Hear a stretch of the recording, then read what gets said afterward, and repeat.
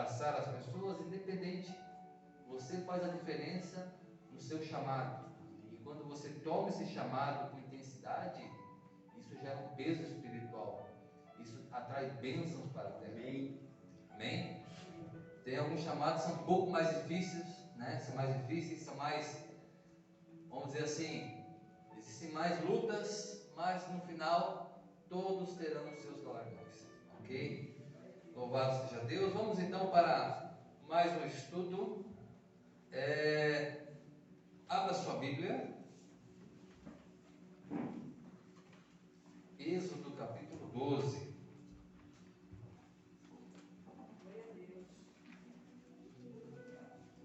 Vamos abençoar a palavra antes de ler. Bendito sejas tu, eterno nosso Deus, Rei de todo o universo. A sua palavra dura para sempre. Bendito seja o teu nome, o teu reino jamais será fim. Obrigado, Senhor, pela tua palavra que nos desce. Obrigado por nos escolher dentre todos os povos e nos revelasse a tua palavra. Bendito sejas tu, eterno nosso Deus, que nos dá a tua palavra. Amém. Êxodo capítulo 12.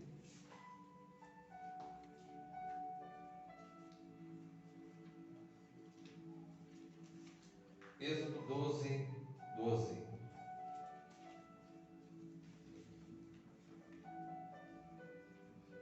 Diz assim a palavra de Deus: E passarei e comereis com pressa. Aliás, verso 12: E passarei pela terra do Egito nesta noite, e ferirei a todo primogênito na terra do Egito, do homem até o animal. E em todos os deuses do Egito farei juízos.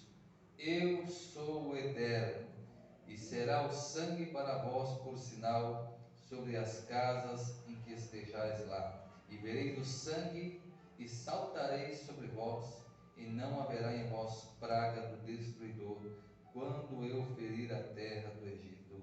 Amém e amém. Pode tomar o seu assento. Louvado seja Deus.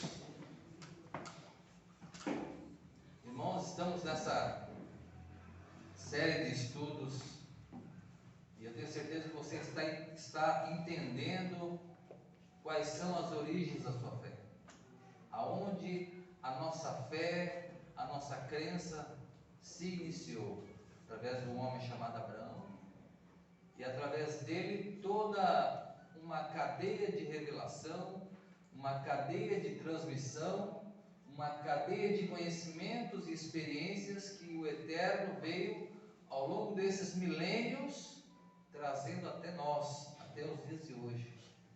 Então, nós percorremos as trajetórias dos três patriarcas.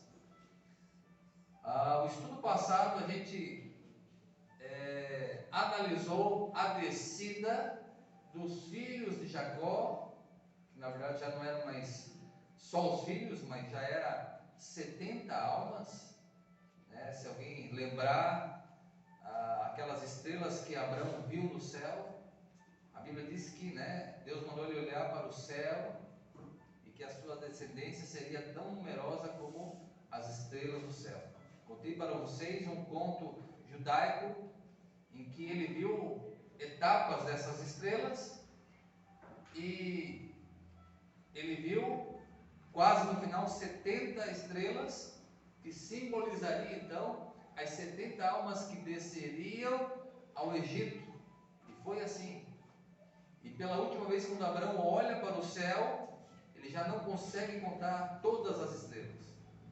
Então Deus fala: numerosa será a tua descendência como as estrelas dos céus. Amém. Então, depois da descida do Egito, depois dessa descida das 70 almas, essas 70 estrelas descendentes de Jacó, aqui já não é mais uma família, já virou um povo. 2 milhões de pessoas, 2 milhões de homens, 2 milhões de pessoas que estavam ali no dia em que Deus tirou Israel do Egito. Para ser mais preciso, 600 mil homens.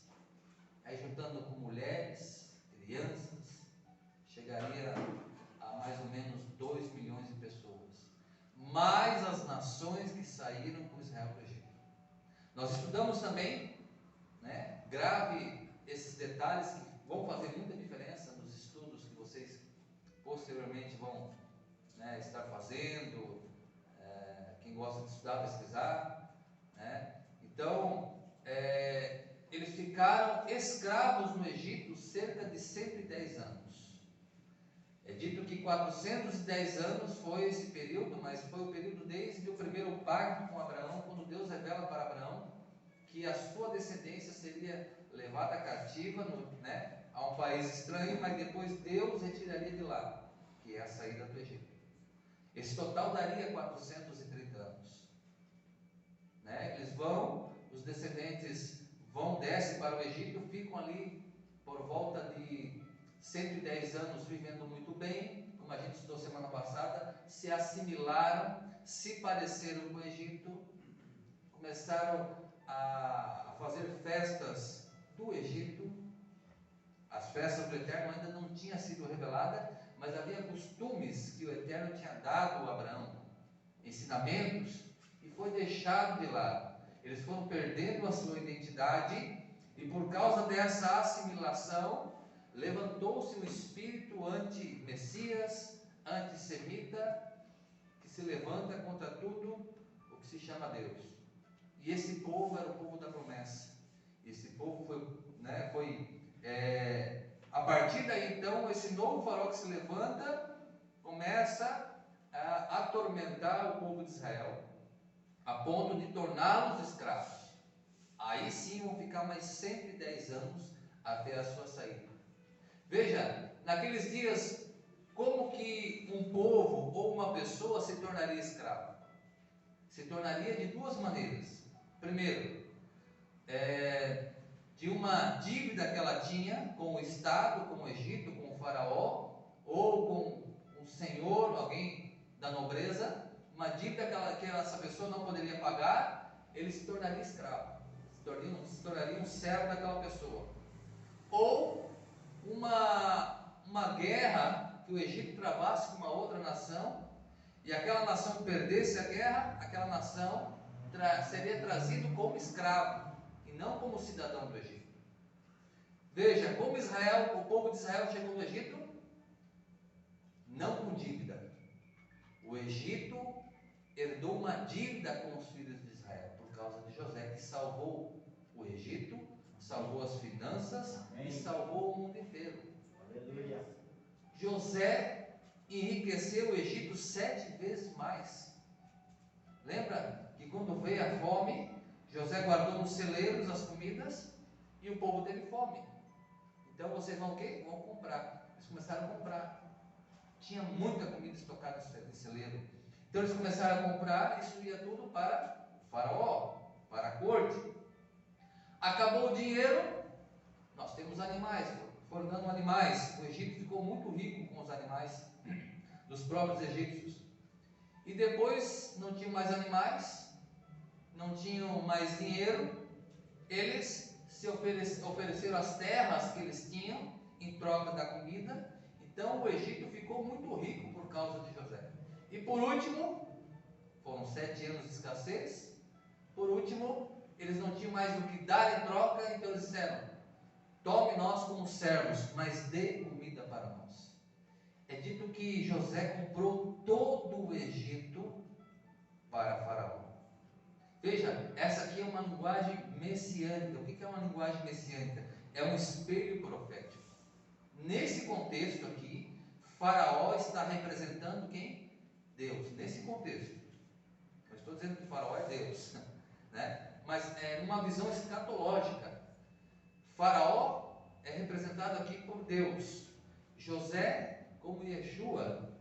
Lembra o que ele falou? O Faraó falou: só eu estarei acima de ti, mas todos estarão abaixo de ti, menos eu. Veja, Yeshua sempre dizia que o Pai era maior do que ele era submisso ao Pai, ele obedecia ao Pai, tudo o que ele fazia é porque ele aprendeu com o Pai. Então nós vemos que Yeshua se coloca como servo de Deus, mesmo ele sendo o Senhor de toda a terra, assim como José no Egito. E assim como José no Egito comprou todas as pessoas dos seus dias, né? Yeshua também, com um bom preço, comprou todas as pessoas para o seu Deus. Olha que espelho profético maravilhoso. Era um espelho profético para o futuro, quando o Messias viesse, compraria toda a terra. Então veja que linguagem interessante é essa. Então o Egito acaba adquirindo uma dívida com José e consequentemente com os filhos de Israel. Então por que eles se tornaram escravos? Nós estudamos semana passada, porque levantou-se um espírito antissemita, em que houve acusações contra o povo de Israel. O povo de Israel sempre foi pacífico, até os dias de hoje, mas foi acusado como se ele pudesse criar uma rebelião e se ajuntar com outra nação e atacar o Egito. E isso não era verdade.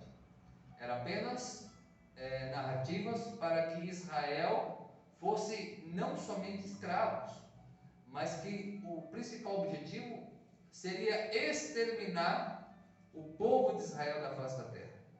Sempre esse foi o objetivo dos anti-messias, dos anticristo que se levantam sobre a terra, é exterminar o povo de Deus. Mas acima de tudo isso está o Eterno, que comanda a história. O Eterno domina tudo, o Eterno deixa a história seguir em frente, mas nada foge do seu controle. Deus não é pego de surpresa, tudo está acontecendo para que no final dos tempos haja um julgamento. E os bons receberão a sua recompensa e os maus também. Então, nesse estudo dessa semana agora, aliás, de hoje, é a questão da saída dos filhos de Israel do Egito. E eu coloquei como tema de hoje, Deus descendo no Egito.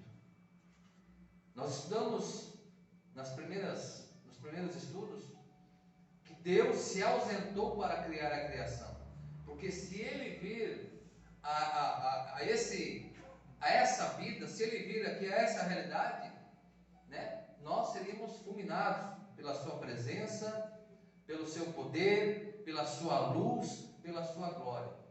É por isso que lá no Monte Sinai, quando Deus se revela, é dito que há uma nuvem negra. Peraí, mas Deus é trevas? Não. Aquela nuvem negra é uma espécie de proteção para que os filhos de Israel não vejam a luz que está por detrás daquela cortina escura, porque eles podem ser fulminados. E mesmo assim eles ouviram os 2 primeiros mandamentos e disseram: não fale mais com nós, porque nós morreremos. Que fale com Moisés. Aí Moisés vai subir no monte 40 dias e vai trazer a revelação dos céus, que é a palavra de Deus. Então os filhos de Israel descem ao Egito, se tornam um numeroso povo. Nós estudamos um pouquinho semana passada sobre o nascimento de Moisés, que nasce de 6 meses e fica escondido por 3 meses, até dar o período dos 9 meses, que havia toda uma jurisdição, havia toda uma espionagem, uma sondagem das mulheres grávidas, o período de nascer, para que quando a criança nascesse, fosse lançada no Nilo. E é dito também na tradição judaica que quando Moisés nasce, veja, o povo sabia que nasceriam libertadores, não sabiam o tempo, mas Deus revela o tempo para os seus escolhidos. Quando nasce Moisés, veja, é dito na tradição judaica que uma luz inundou aquela casa que ele nasceu. Assim como uma luz inundou quando o Messias nasceu, Yeshua. Então uma luz inundou e aquilo foi algo diferente. Eles perceberam que aquele menino era um menino especial. Por isso me esconderam até o momento que não dava mais para esconder, da presença dos guardas. E tem um detalhe também, que a Bíblia não vai dizer, mas a tradição judaica vai dizer. Veja, meus irmãos, muitas coisas que eu cito aqui são extra-bíblico, não é uma revelação da cabeça aqui do irmão Sandro, eu não sonhei, isso são tradições milenares, que o nosso povo, o povo de Israel, guardou, né, as 7 chaves, são tradições orais, passadas de pai para filho, que nos fazem entender de uma maneira mais clara as Escrituras. Então o irmão Sandro aqui não sonhou à noite com isso, né? Eu não imaginei que isso aconteceu. Isso é tradição judaica. Yeshua, ele combateu algumas tradições que iam contra a Bíblia, mas o próprio Paulo fala o seguinte: segui as boas tradições, e tem muitas boas tradições. Então, uma tradição vai dizer o seguinte, que Moisés nasceu circuncidado. Lá no cativeiro egípcio foi proibido que os meninos fossem circuncidados. Vocês lembram que era a circuncisão? Foi um pacto que Deus fez com Abraão e os seus descendentes do sexo masculino. Todo menino com 8 dias de vida faria o pacto da circuncisão, a marca na carne, que seria então o sinal que aquele menino seria parte do povo de Deus. Então, veja que interessante. Tem um detalhe também que nós vamos ter agora, nós vamos estudar um pouquinho da cultura egípcia, né? A cultura judaica traz muitas revelações, mas como nós estamos estudando aqui a descida ao Egito, nós precisamos entender um pouquinho da cultura egípcia para entender o que Deus queria falar com Moisés, com Israel e com Faraó e os egípcios. Deus quer falar com todo mundo. Amém. Ou você acha que Deus exclui o ímpio? Deus quer que o ímpio se arrependa. Amém. Mas no final, cada um vai tomar a sua escolha. Então, o que acontece, meus irmãos? Olha que sinal maravilhoso. Moisés nasceu circuncidado. Ninguém foi lá, pegou a pedra, era feito com uma pedra afiada, fez o sinal, cortou. Não, ele nasceu circuncidado. Então, esse foi um segundo sinal para a família de Moisés, que esse menino teria uma missão especial no Egito. Então, por que ele nasce circuncidado? Olha que interessante. Os egípcios, nos dias de Abraão, já faziam a circuncisão. Eles já praticavam a circuncisão. Os egípcios faziam isso, era costume, mas não era todos os homens que faziam a circuncisão. Quem no Egito fazia a circuncisão? Faraó e os sacerdotes, os maiores, porque eles eram considerados divinos. O faraó era considerado o Deus vivo na terra, chamado de Ra, o Deus Ra na terra. E os sacerdotes tinham uma alta elevação espiritual, né, para o mal, lá no Egito, né, mas sim uma elevação negativa, e também faziam a circuncisão. Então veja, quando Moisés é tomado pela filha de Faraó, quando é colocado o menino nas águas, e as águas milagrosamente não afundam, é bem verdade que foi colocado num cesto, mas havia crocodilos, havia o perigo daquela barquinha afundar. É por isso que Miriam vai acompanhando, né, as margens, para que se a barquinha virasse ou afundasse, ela pudesse ajudar o menino, e foi até a filha de Faraó.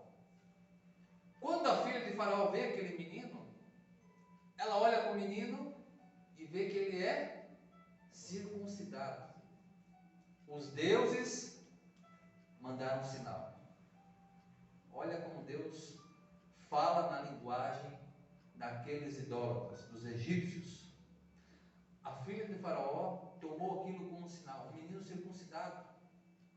É por isso que você vai entender que Moisés foi criado como um príncipe no Egito. Por que ele foi criado como um príncipe se ele não era filho legítimo da filha de Faraó? Porque ele tinha circuncisão. Era algo inédito. E veja que interessante, todos reconheciam Moisés, porque Moisés,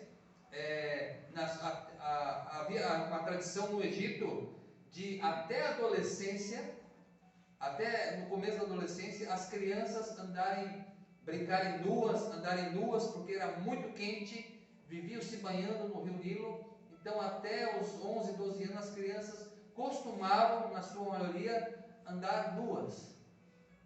E o filho de Faraó e Moisés eram circuncidados. Então Moisés foi tratado como um príncipe, não só porque a filha do faraó tomou, isso foi muito importante, mas porque ele tinha um sinal que os deuses aprovavam ele como príncipe. Olha só, olha como Deus preparou todo o terreno. Então, ele nasce já circuncidado, ele tem essa marca, e os egípcios respeitavam ele, mesmo sabendo que ele era filho dos hebreus. Então, quando Moisés se ausenta do Egito, nós falamos um pouquinho na semana passada, ele sai, ele mata um egípcio, ele enterra o egípcio, as areias, o pó do Egito, ele cobre aquele corpo, depois ele foge, que o pessoal descobre que ele matou um egípcio, e ele fica lá mais 40 anos, e depois ele se encontra com Deus, Deus revela quem ele é, qual é a sua identidade, e Deus fala: eu sou o Deus de Abraão, Isaac e Jacó. A aflição dos filhos de Israel subiu até mim, e eu desci, olha a palavra, eu desci a fim de livrá-los dessa grande amargura de cativeiro.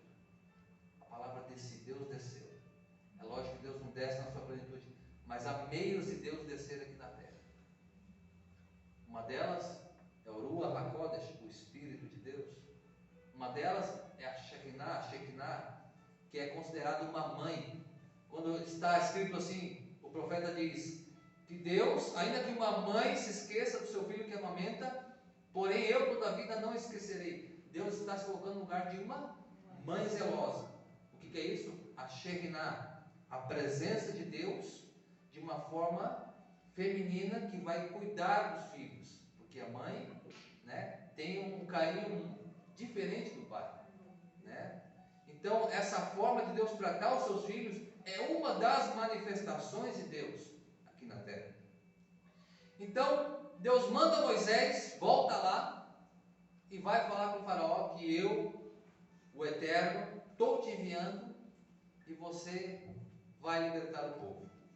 Pois bem, a primeira coisa que acontece, Moisés fala: Senhor, eles não vão crer, eles não crerão na minha voz, e nem faraó. Deus manda que ele jogue aquela vara, e aquela vara se transforma numa serpente, e ele fala: esse é o sinal. Só que Deus fala: vá lá, todavia faraó não crerá, mas eu serei contigo. Moisés vai ao Egito então, depois de 40 anos, longe do Egito. Moisés chega primeiramente perante o povo, fala com os anciãos, fala que Deus enviou e que o tempo da libertação chegou. Muitos creram, mas muitos também não creram. Havia muitas dúvidas. Como você vai tirar nós do maior exército do mundo? Então, Deus, através de Moisés, faz aquele sinal, eles ficam assustados. Então Moisés agora parte, já com mais pessoas acreditando em Moisés, parte para Faraó. Veja, quantas pragas Deus colocou lá no Egito? Foram 10 pragas, certo? 10 pragas. Só que o cajado se transformando em serpente, ele é um sinal, ele está separado das 10 pragas. Porque a primeira praga começa quando é ferida as águas, e as águas se transformam em sangue. Mas antes das 10 pragas, o que Deus queria? Que Faraó libertasse o povo. Moisés ia lá mostrar um sinal. O Egito não ia sofrer consequências, porque não era uma praga. Era um sinal de que Deus estava com Moisés e que Faraó, né, desse ouvidos ao Deus de Moisés e libertasse o povo. O que acontece? Moisés chega na presença de Faraó, sem ser avisado, sem hora marcada. Faraó reconhece aquele homem que estava há 40 anos longe do Egito. Faraó, liberta o meu povo. O Deus dos nossos antepassados está ordenando. Aí,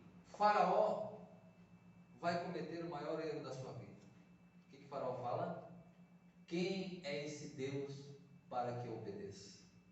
Ou quem é esse Deus para que eu possa ouvir a sua voz? Nesse momento, era como se Deus dissesse assim no céu: então eu vou me revelar para você, Faraó. Mas para Faraó, como que Deus vai se revelar? Através das pragas. Mas Deus ainda dá uma chance para Faraó. Moisés, lança o cajado. Moisés lançou o cajado se transformou numa cobra. Por que que Deus escolheu esse primeiro sinal para impressionar Faraó? E pelo texto nós vemos que Faraó não se impressionou muito. Na verdade, meus irmãos, Faraó tremeu quando Moisés jogou o cajado e o cajado se transformou numa serpente. Por que que Faraó ficou com tanto medo? Eu vou explicar o porquê. Na cultura egípcia se adorava vários deuses, inclusive os animais, ovelha, sapo, vaca, boi, vários animais, fora os astros, fora as estatuetas, enfim. Mas tinha um animal especial em que esse animal, o faraó, os sacerdotes tremiam e temiam. Era a serpente. A serpente era um animal em que não era adorado no Egito. Veja, o primeiro sinal, Deus escolhe uma serpente. Eu tenho que te falar um pouquinho da mitologia egípcia sobre a serpente. Qual que é a mitologia sobre a serpente egípcia? O que o Egito pensava sobre a serpente?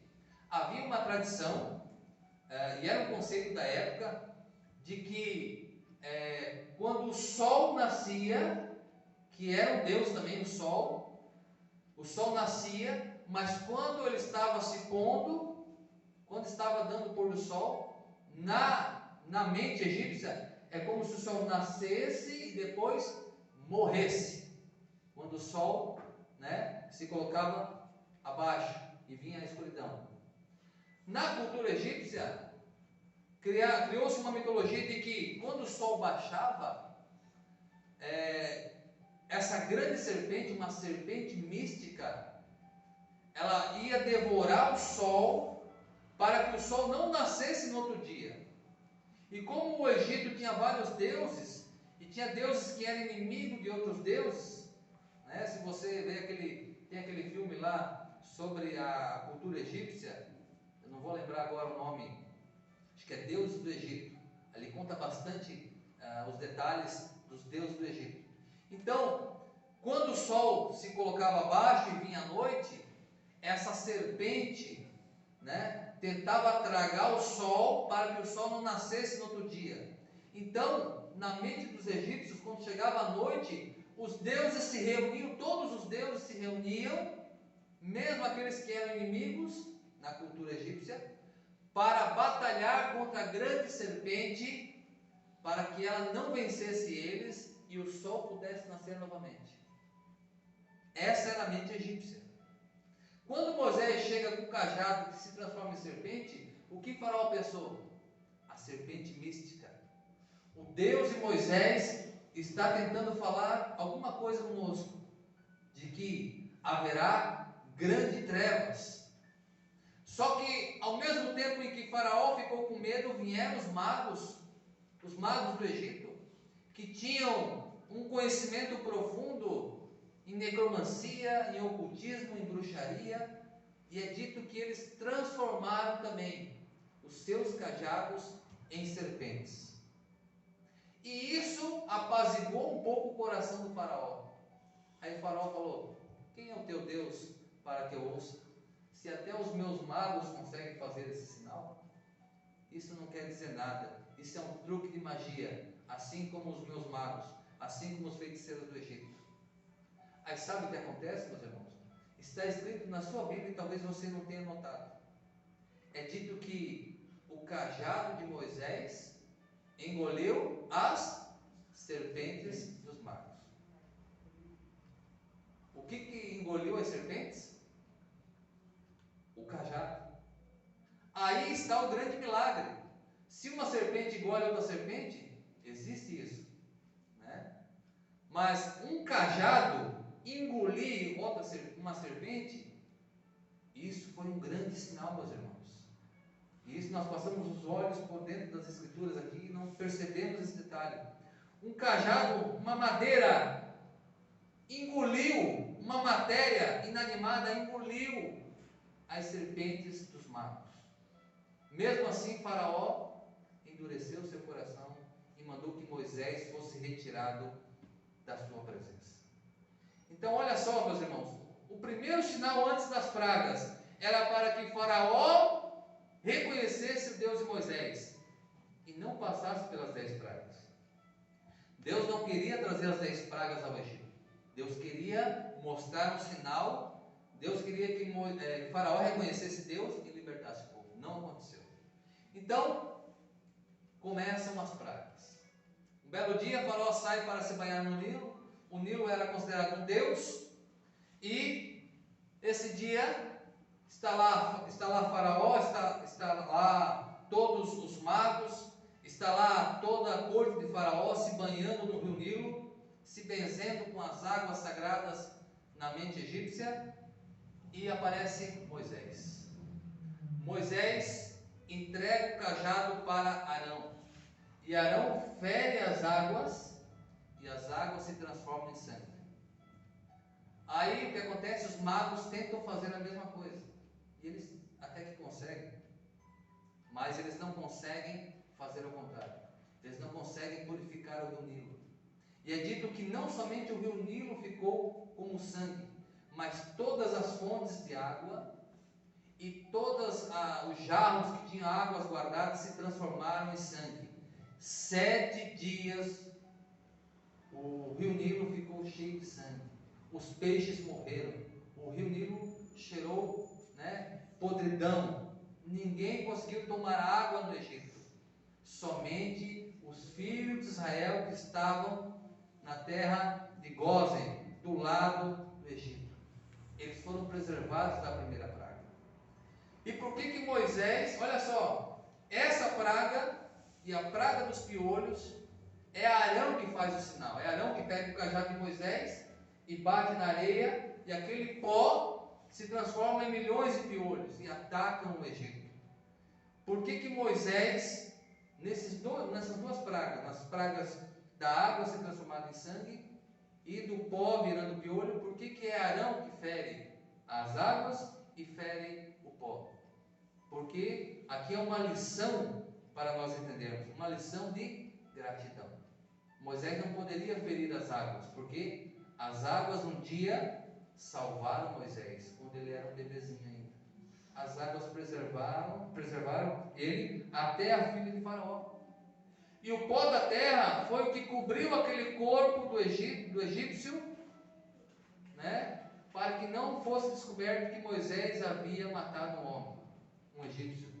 Então, olha só, Deus não deixou Moisés ferir nem o pó da terra e nem as águas, como um sinal de gratidão.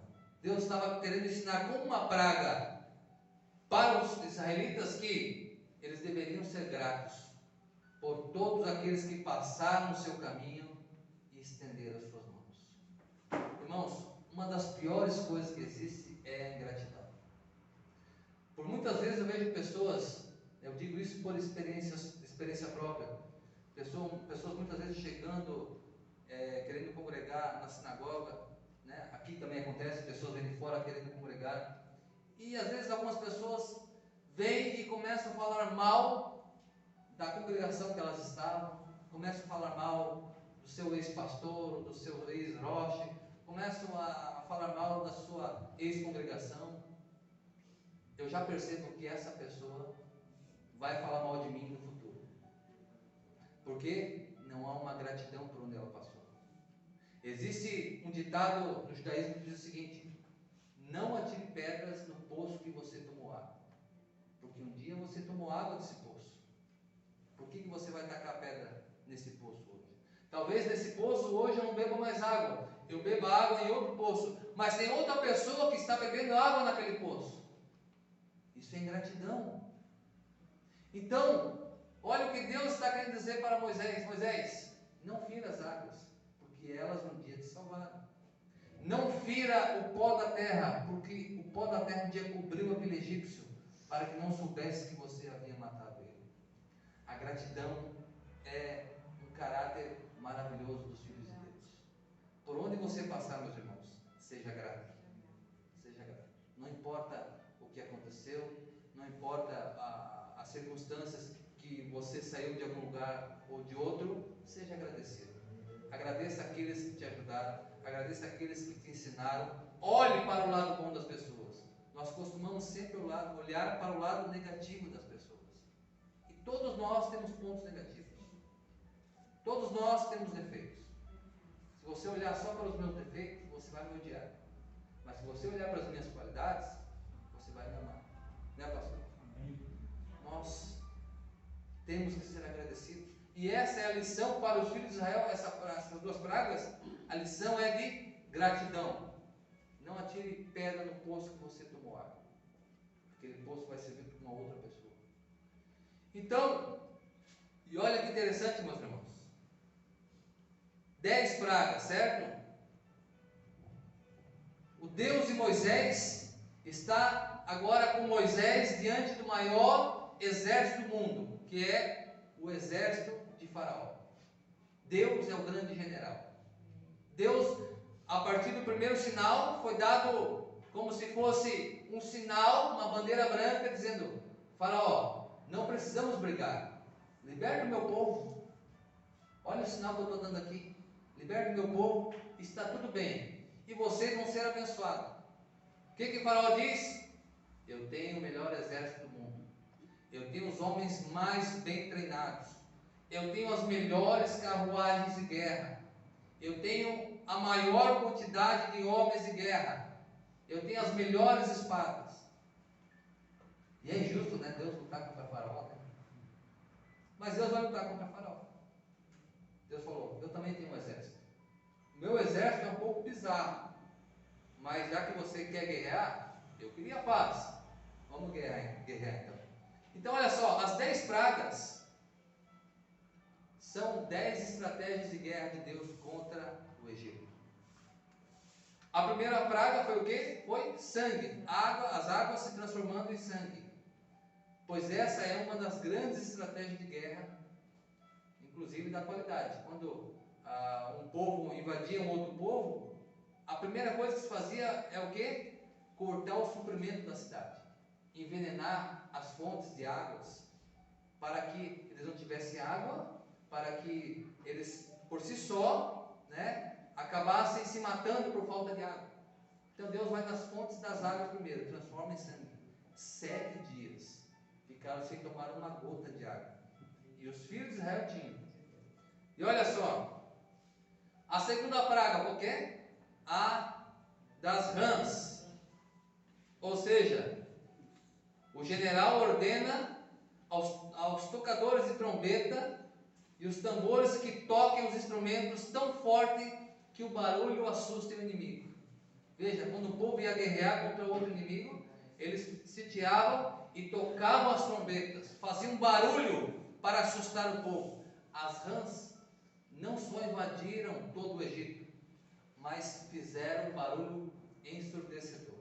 Imagine, milhares e milhares de rãs, não só invadindo as casas, as camas, as mesas, mas fazendo um barulho, amedrontando os egípcios.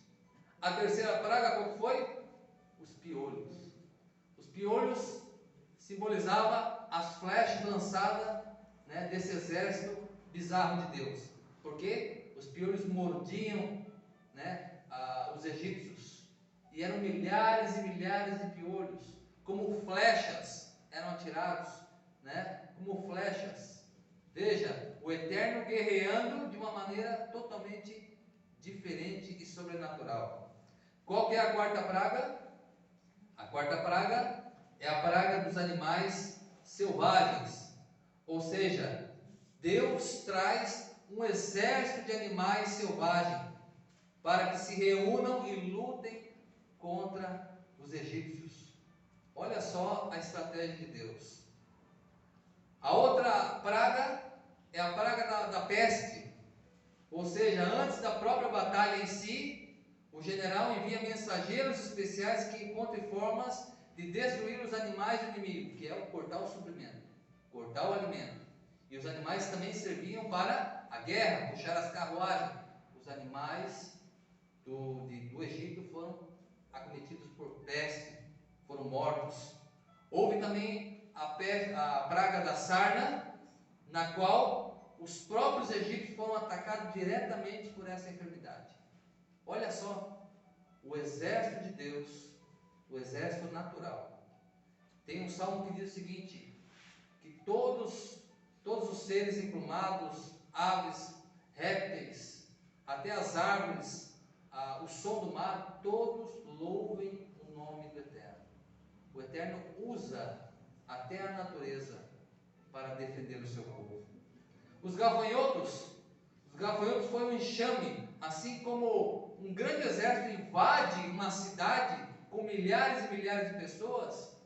Houve ali vários gafanhotos que devastaram toda a plantação, do que sobrou das plantações. E sobrou as duas últimas pragas, que é a praga das trevas, 3 dias de escuridão, que no caso Deus trouxe um grande terror, medo para os egípcios, no qual eles não conseguiam nem acender uma lâmpada, mas Israel era preservado. Israel, apesar de estar nos 3 dias de escuridão, eles conseguiam acender lâmpadas. E olha só, e a última morte do primogênito, ou seja, o principal do Egito foi aniquilado, ou seja, o exército de Faraó foi totalmente envergonhado pelas pragas sobrenaturais, pelos sinais que Deus enviou ao Egito. Mas eu quero aqui fazer menção, meus irmãos, dessas 2 últimas pragas. Essas 2 últimas pragas, elas vão trazer um conceito muito interessante para nós. A penúltima praga, veja, cada praga Moisés ia, solta meu povo, porque senão vai vir gafanhoto, vai vir isso, vai vir aquilo. E eles, Faraó, não soltarei. E por várias pragas, Faraó endureceu o coração. Agora, quando chegou na 9ª praga, anterior à dos primogênitos, o que aconteceu, meus irmãos? Quando chegou na 9ª praga, essa praga Moisés não avisou. A praga da escuridão. Lembra do que eu falei no começo? Os egípcios acreditavam que o sol literalmente ele renascia, por isso que é uma adoração ao Deus Sol, né? Isso veio de geração em geração para os egípcios, para os romanos, para os gregos, a adoração ao Deus Sol, o nascimento do Deus Sol. Então olha só, o sol nascia e ele morria, mas ele tinha que renascer no outro dia para que a escuridão fosse dissipada. Então na penúltima praga, a praga da escuridão, Moisés não avisou. E veja, todas as noites os sacerdotes se reuniam no palácio de Faraó para interceder e para orar, pedir aos deuses para que eles ganhassem a batalha aquela noite da grande serpente, que a grande serpente podia engolir o sol e o sol não nasceria. E olha só, nessa noite, como todas as outras noites, os sacerdotes foram aos templos do Faraó e clamaram aos seus deuses para que os deuses vencessem a batalha da noite e o sol nascesse. E o que aconteceu naquela manhã? Houve trevas. 3 dias de trevas. Imagine a cabeça dos egípcios. Os nossos deuses perderam a batalha para a serpente. E o que eles associaram à serpente? A serpente de Moisés. A serpente que era um cajado na mão de Moisés e se transforma em serpente. Os nossos deuses perderam uma grande batalha para a serpente de Moisés. 3 dias de escuridão. 3 dias, diz a Bíblia, que os egípcios não conseguiam nem se mover do seu lugar. Foi densas trevas. Eles não conseguiam andar mais de 1 metro, porque as trevas quase que era palpável no Egito. Tanto é que eles não conseguiam acender luz, e quando eles iam acender, aquilo apagava, aquelas trevas apagava todo e qualquer tipo de fogo. 3 dias. No 3º dia, Moisés é chamado por Faraó, e aqui no texto fala que Moisés, pensou que agora ia ser libertado, e Moisés recebe a resposta de Faraó. O Faraó diz: olha ao seu Deus para que o sol novamente nasça, e eu libertarei o seu povo. Mas quando Moisés ora e o sol nasce, Faraó não liberta o povo. Faraó mantém ainda o povo prisioneiro. E agora nós vamos partir para a última praga. A última praga, meus irmãos, é a praga em que vai nos dar a conhecer a primeira festa do Eterno, a festa de Páscoa. A festa de Páscoa vai ser instituída na noite em que os primogênitos do Egito vão morrer. E olha só, mas naquela tarde, aliás, naquela semana, quando Moisés ora para que as trevas sejam dissipadas e o sol nasça novamente, o que é feito? Passa-se uma semana, e Deus fala: aos 14 dias, vocês vão imolar o cordeiro, vão matar o cordeiro, vocês vão pegar o sangue e vão colocar nos umbrais das portas, e o anjo destruidor passará pelo Egito, e a casa que não tiver o sangue, o primogênito será fulminado, será morto, mas a casa que tiver o sangue, o primogênito será libertado. Nesse dia vocês farão uma janta, comerão ervas amargas, comerão pães sem fermentos, chamado de matzá. Farão as pressas, porque logo de manhã vocês sairão em liberdade. É feito o primeiro jantar de Páscoa, é lá no Egito. E o que acontece? É dada a notícia.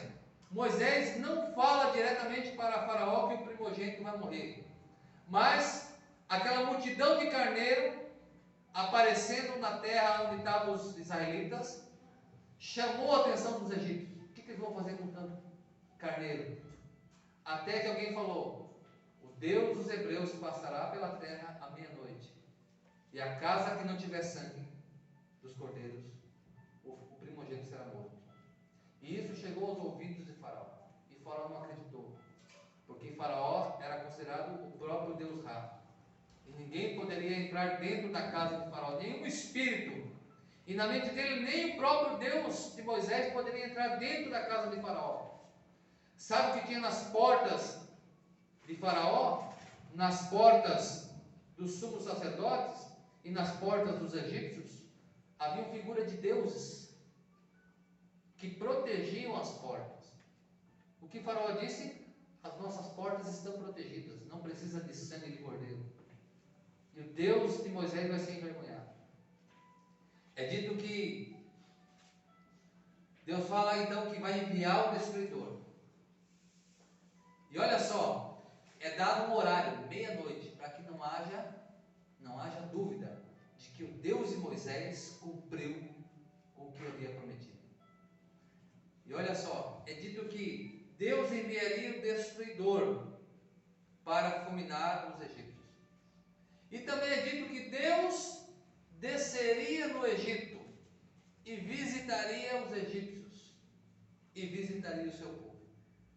Então, olha só, quem vai lá para o Egito? O destruidor, e Deus vai também no Egito. O destruidor vai tragar os primogênitos do qual não tem o sangue nos umbrais da porta. Mas Deus entrará nas portas que tem sangue. E como diz Apocalipse 3,10, eis que estou à porta e bato. Se Se alguém ouvir a minha voz e abrir a porta, entrarei em sua casa, cearei com ele, pensa, Páscoa, e ele comigo. Foi a noite do jantar de Páscoa. Deus ceou com o seu povo. As portas que tinham o sangue, que tinham a marca, foram preservados. E olha só, meus irmãos, a tradição judaica vai dizer o seguinte, que exatamente à meia-noite, todos os primogênitos do Egito morreram no mesmo instante. Se você ver algum filme de Moisés no Egito, você vai ver, né, aquele vulto lá, né, mata o primogênito, mata outro. Mas é dito que à meia-noite todos os primogênitos foram mortos, como se fosse numa espadada só. Aí o que a tradição vai dizer? Que um anjo, ele não é igual ao ser humano, que pode tocar um violão, cantar e ainda bater com o pé. O anjo só consegue fazer uma coisa de cada vez. É por isso que quando vai aparecer anjos, Abraão, aparece ali 3 anjos, porque cada anjo tem uma função.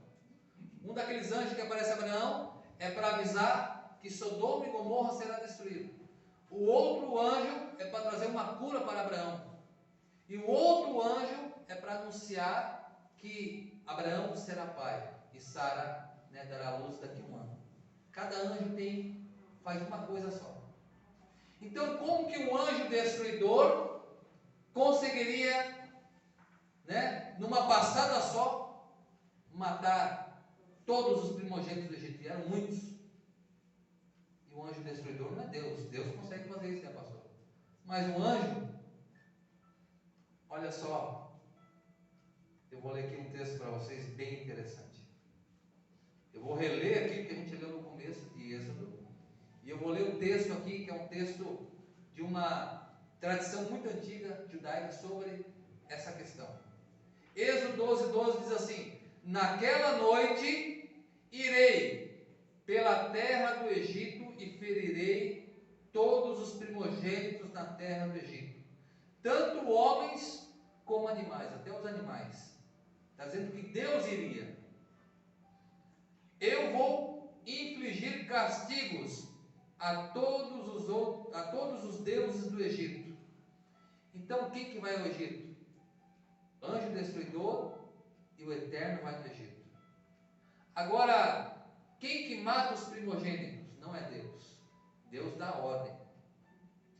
Mas um só não conseguiria destruir todos os primogênitos na mesma hora, ou seja, na meia-noite. E olha só o que diz essa tradição antiga. Diz assim: e eu serei revelado na terra do Egito, na majestade da minha glória, nesta noite, na noite da morte dos primogênitos. E comigo 90.000 miríades de anjos destruidores. Aquela noite, meus irmãos, não foi só um anjo destruidor. A tradição judaica diz que 90.000 miríades desceram no Egito, conforme o número de primogênitos do Egito, que não tinham o sangue nas portas. Quando deu a meia-noite, era 90.000 miríades de anjos destruidores, um do lado de cada primogênito. Quando deu a meia-noite, todos morreram na mesma hora. Todos foram fulminados. E Deus estava com o seu povo ceando. Naquele momento, naquela hora fatídica para os filhos de Israel. E olha só o que diz mais esse texto: e matarei todos os primogênitos da terra do Egito, do homem e do animal, e contra todos os ídolos do Egito executarei meu juízo. O juízo de Deus não caiu só sobre os primogênitos dos homens, caiu também sobre os primogênitos dos animais, e Deus fez juízo até nos deuses do Egito. Veja, cada praga que Deus mandava era uma humilhação para um Deus. O Nilo era um Deus, 7 dias ficou feito sangue. A rã era um Deus para os egípcios, e elas se voltaram contra os egípcios. Os piolhos, as outras pragas, as trevas, o sol nascendo, tudo isso era Deus para os egípcios. Os animais, Tudo isso foram Deus humilhando os deuses do Egito, para mostrar para os egípcios que eles não eram nada. E nessa noite o que Deus fez? Olha que interessante.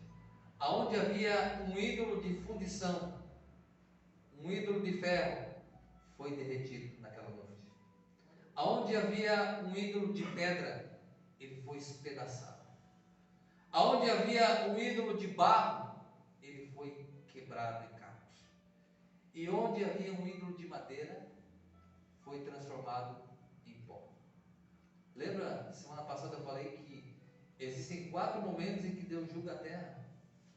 Um é na festa de Sukkot, pelas águas, o mais conhecido em Rosh Hashanah, que é quando os livros são abertos. E o outro momento é aqui no Egito, esse período de Páscoa, onde Deus exerce juízo sobre os deuses do Egito, sobre os deuses pagãos. Nesse dia aconteceu isso, os deuses de ferro, cobre, prata, derreteram.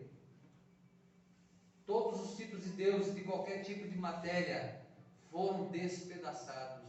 E todo o Egito, de manhã cedo, chorou. Nunca houve, é dito na Bíblia que nunca houve tanto pranto no Egito como houve naqueles dias. Cada praga também era para castigar os egípcios pelas coisas que eles fizeram, pelas maldades que eles fizeram contra o povo hebreu. Por exemplo, as águas se transformando em sangue, eles jogaram as crianças dos hebreus no rio. O rio ficou cheio de sangue. Deus pagou com a mesma moeda, matando os primogênitos e transformando, que é a primeira praga, as águas em sangue. Os egípcios costumavam fazer com que os hebreus dessem os seus animais para eles. Os animais dos egípcios, uma das pragas, foram mortos. Então, cada praga que caiu sobre os egípcios era uma das maldades que os egípcios faziam com os hebreus.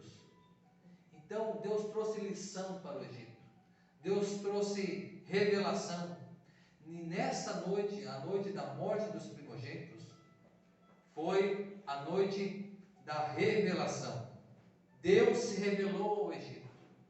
Deus não só se revelou ao povo judeu, ao povo hebreu, mas se revelou ao Egito e às nações que também estavam escravas junto com Israel. E muitos daquelas nações que estavam vivendo com Israel em escravidão, ouviram da última praga e muitos passaram sangue nos umbrais e foram preservados. É dito na tradição que muitos egípcios, vendo as pragas atrás de pragas, e já vendo que o Deus de Moisés era o Deus verdadeiro, naquela noite, naquele dia, muitos egípcios pediram um pouco de sangue dos hebreus para passar nos umbrais das portas, para que os seus primogênitos fossem preservados. Então, quando os hebreus saem do Egito, não saem só os filhos de Abraão, saem 70 nações que estavam no Egito escravizados, saem com Israel, e também muitos egípcios, e inclusive a filha de Faraó. Foi dado o nome dela de Bátia. Bátia quer dizer filha de Deus, porque ela era conhecida como filha de Faraó, mas agora ela seria conhecida como filha de Deus. Meus irmãos, que coisa maravilhosa. Deus fez esse povo ficar muito grande, ficar numeroso, no qual não se poderia nem contar. Esse povo ficou escravizado por 110 anos. Esse povo viu as maravilhas no Egito. O Egito viu as maravilhas de Deus. E o Eterno naquela noite foi glorificado. Eles disseram, os egípcios disseram, o Deus de Moisés é o verdadeiro Deus. Amém. Se coloquem de pé, meus irmãos. Oh, glória a Deus. Baruch Hashem.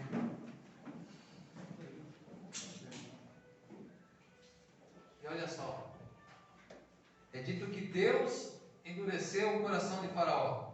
Você já ouviu isso? Deus endureceu endureceu o coração de Faraó.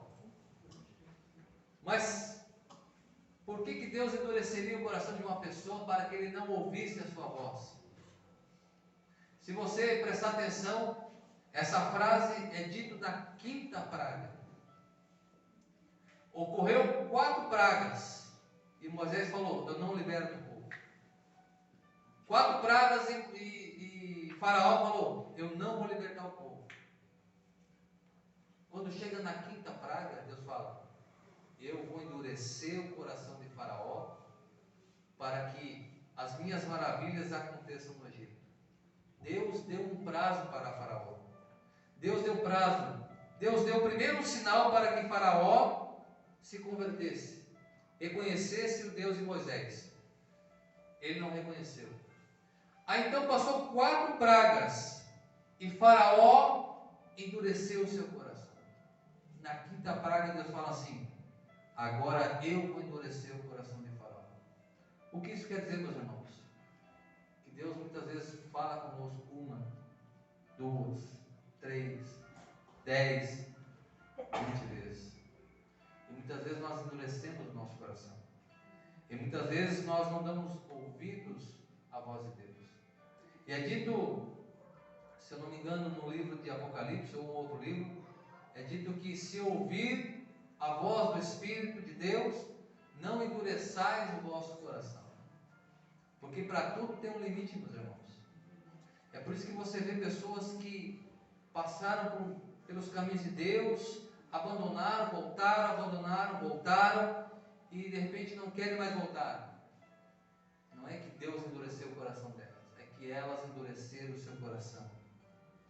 E para que esse coração seja quebrado, às vezes é preciso que aconteça algo muito sério.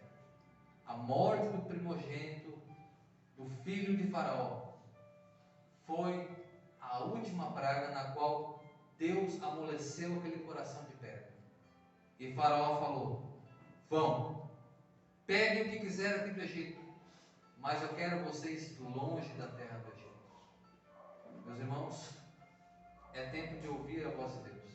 É tempo de não endurecer o nosso coração.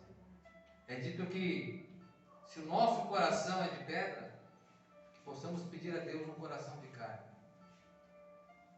Tem um texto que fala que Deus quer escrever a sua lei no nosso coração. Que Deus quer imprimir as suas leis na nossa mente e escrever no nosso coração. Porque os mandamentos foram escritos em tábuas de pedra. Por que em tábuas de pedra? Para que ficasse marcados eternamente, porque o tempo não apagaria aquelas letras que foram feitas com o dedo de Deus em alto relevo. O tempo não apagaria aqueles mandamentos, aquelas regras de Deus. Mas o tempo não apagou. Mas o coração de pedra do homem desviou seus olhos da lei de Deus, dos mandamentos de Deus. Então Deus fala o quê? Na boca de Jeremias: eis que vem dias em que farei uma nova aliança. E essa aliança farei com a casa de Israel e com a casa de Judá. A saber, escreverei as minhas leis no seu coração e imprimirei nas suas mentes. Deus quer escrever a sua palavra no nosso coração. Quando as palavras de Deus é escrita no nosso coração, nós cumprimos com amor, nós cumprimos com zelo. Nós não olhamos para as dificuldades, nós olhamos para Deus. Que possamos, através dessas revelações no Egito, que foram dadas naquela noite, que possamos fazer como os filhos de Israel, obedecer. Quando foi dito assim: colocareis o sangue nos umbrais das vossas casas, foi o maior ato de fé dos israelitas, meus irmãos. Por que foi um ato de fé? Porque você não poderia matar um cordeiro, um carneiro no Egito, porque você poderia ser punido pelo faraó. E foram mortos vários, milhares de carneiros, para que o sangue fosse colocado nas umbrais. Eles correram um grande risco de vida, porque eles estavam ainda no Egito, mas pela fé, eles viram a mão poderosa de Deus. Então, meus irmãos, que nós possamos ter essas palavras, que nós possamos ter isso em mente, que Deus quer escrever os seus mandamentos no nosso coração. Feche seus olhos. Eterno nosso Deus, te agradecemos, porque a tua palavra dura para sempre, Senhor. Eterno, como tu visitaste os teus filhos no cativeiro, na terra do Egito, que é a terra do aperto, que é a terra da prisão, que é a terra onde somos humilhados, a terra onde, Senhor, não temos a liberdade, a terra onde os filhos de Israel, Senhor, não poderiam nem cultuar a Ti, não poderiam fazer agradecimentos e louvores a Ti, porque eram dominados, Senhor, pelo Egito. Eterno, que possamos olhar para o alto e saber que a nossa liberdade vem de Ti. Eterno, que Tu possa transformar o nosso coração num coração de carne. Escreve os Teus mandamentos, escreve as Tuas instruções no nosso coração, escreve as Tuas ordenanças sobre os nossos corações, para que possamos cumprir com amor, com alegria, com dedicação e com zelo, Senhor. Eterno, abençoa o Teu povo, porque, Senhor, estamos como no Egito, estamos à espera da grande redenção, estamos à espera, Senhor, de um grande milagre, que é a volta do Teu Filho, Yeshua HaMashiach, na qual haverá uma grande libertação, na qual haverá, Senhor, uma grande liberdade, onde a morte será derrotada, Senhor.